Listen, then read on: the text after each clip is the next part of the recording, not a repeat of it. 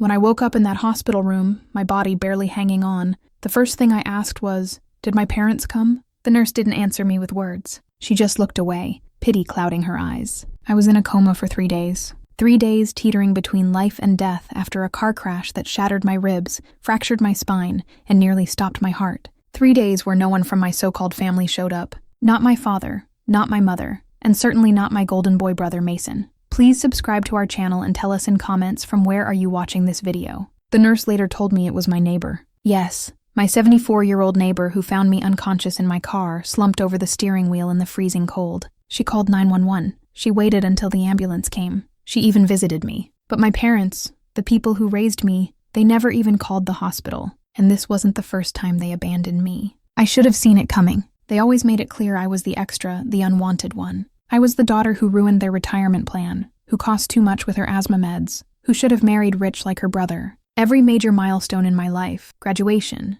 my first apartment, launching my small art business, they barely acknowledged. Meanwhile, Mason got applause for breathing. He crashed 2 cars and they bought him another. He dropped out of college and they framed his decision to explore his passion like he was some misunderstood genius. But this letting me die, I didn't have insurance. My art didn't cover hospital bills. The medical staff gently asked if there was anyone who could help with the finances. I gave them my father's number. When the hospital called him, he apparently said, "If she's alive, she can figure it out. She always wanted to be independent." They left me for dead, literally. What they didn't know was that while I was stuck in that sterile white room, fighting to breathe, something inside me snapped. Or maybe it woke up. That day, I decided if I survived, I would never let them get a single drop from me again. By the time I was discharged, I was thousands of dollars in debt, bruised in places I didn't know I could be, and walking with a cane. I moved back into the tiny studio I'd been renting. Thank God I'd prepaid for 6 months and started planning. But the universe is funny. Just when I thought I'd have to claw my way out of this pit alone,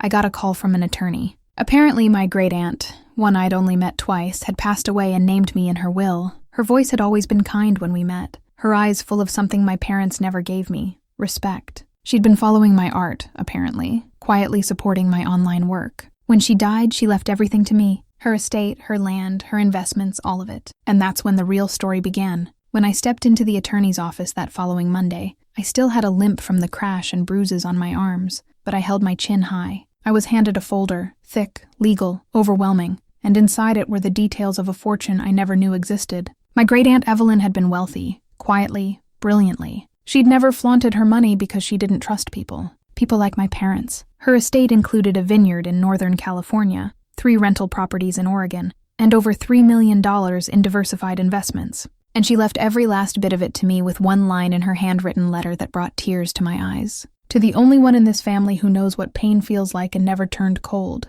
Use this to heal and build your own legacy. Leave the rest behind. I didn't tell anyone at first. I didn't need to. I paid off my hospital debt anonymously. I sold the lease on my old studio apartment. I took a trip to the vineyard, my vineyard now, and walked among the rows of grapes like I was finally breathing for the first time. Then came the message from Mason. "Hey, heard you're alive. Mom said you've been ignoring them. Don't be dramatic. No, how are you? No, glad you made it. Just entitlement, arrogance, and that same family poison I'd spent my whole life drinking." But I didn't answer. Not yet. The next week, I saw my parents again. Not because I called them, but because they showed up.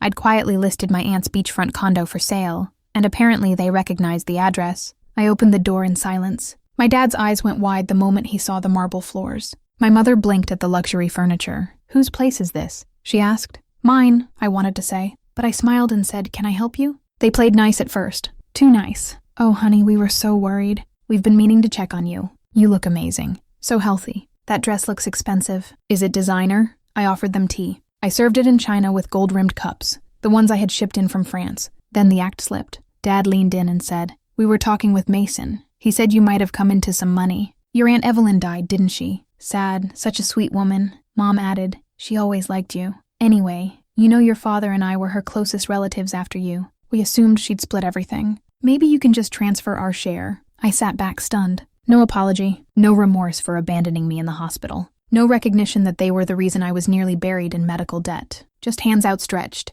I looked them dead in the eyes and said, "You didn't show up when I was dying. You didn't even ask if I lived, but you want to share my inheritance." Silence. Then my father exploded. "Don't be selfish." I stood up, walked over to the fireplace, and pulled out the original letter Aunt Evelyn had written. I handed it to my mother. She left everything to me. No splits, no debates, no crumbs. And just so you know, I sold her stocks last week and bought out a business. My mom frowned. What business? The one you always mocked me for wanting to start. My art collective. I bought a downtown building. And guess what? I leaned in and whispered. I fired your friend Karen as gallery manager. She never liked me either, but I wasn't finished. They left furious, but not before my dad spat. You're going to regret cutting us off. When Mason gets the house and everything, don't come crawling. I smiled. You'll be the ones crawling because the house already in my name. They just didn't know it yet. The days turned into weeks, and for the first time in my life, I felt peace. Not just silence, real earned peace. I had rebuilt myself brick by emotional brick, far away from the guilt and manipulation that once choked me. But peace has a funny way of being interrupted,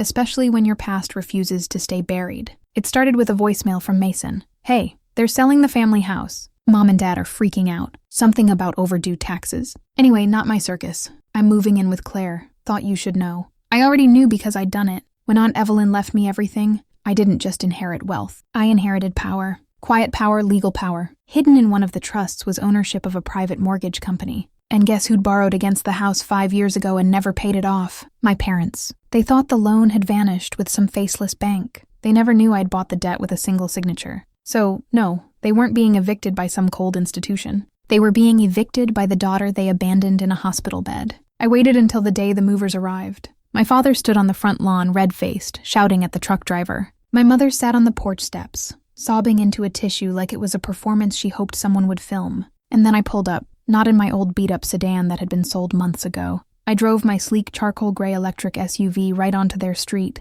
and stepped out in a tailored navy suit, my hair tied back, my chin high. My mother's mouth dropped. You? My dad stomped forward. What the hell are you doing here? Come to gloat. I held up a single white envelope. This is your notice. The deed now belongs to a charitable trust in my name. The house will be converted into a shelter for runaway girls. Girls like the one you left behind. They both froze. My dad's fist clenched. You can't do this. This is our home. No, I said calmly, it was. Now it's theirs. I pointed to a group of young women standing near the sidewalk, guided by a social worker I'd partnered with. Some had visible bruises. One was holding a baby. All of them had eyes that looked too old for their age. My mother choked. You're doing this out of spite. I stepped closer. I'm doing this out of survival. You raised me in a house where love had conditions, where being successful meant being silent. You left me when I needed you most. And now you're getting what you gave. They looked at the girls again and then back at me. That's when the panic set in. Not anger, not pride, desperation. Please, my mom whispered. We have nowhere to go.